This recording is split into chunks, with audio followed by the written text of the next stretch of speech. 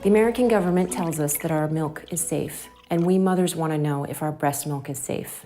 So when we found out the best available testing had 75 parts per billion of a detectability level, we did not think we would find glyphosate in breast milk, but we did. We found 76 parts per billion in Virginia and 166 parts per billion in Florida. This is absolutely shocking because these levels are, the 166 is 1,600 times higher than is allowed in the drinking water in Europe.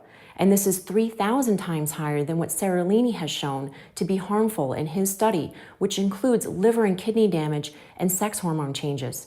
And in our urine, in my children's urine as well, 8.7 parts per billion was in my son.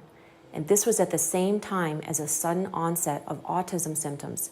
He had a rash around his mouth, he was hitting, his grades dropped, he had erratic behavior, and he was tested positive for fungus, C. diff, Clostridia, bacteria. Is her assumption of a link with glyphosate mere speculation? The U.S. research project Human Microbiome showed that only through an alteration of gut bacteria, autism can be replicated. Epidemiological numbers show that with the increase of glyphosate, bowel diseases and autism increased. A coincidence? So we cleaned up his diet, we retested him in 6 weeks, and his glyphosate levels were no longer detectable, and his autism symptoms were gone, and they've never come back.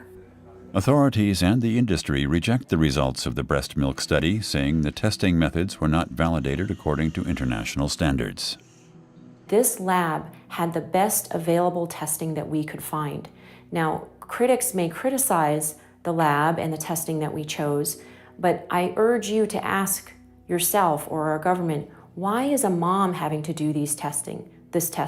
Why isn't our government doing it? Why wasn't the chemical company who manufactures these chemicals doing it? Why weren't the food companies doing it? Why aren't the baby formula companies doing this?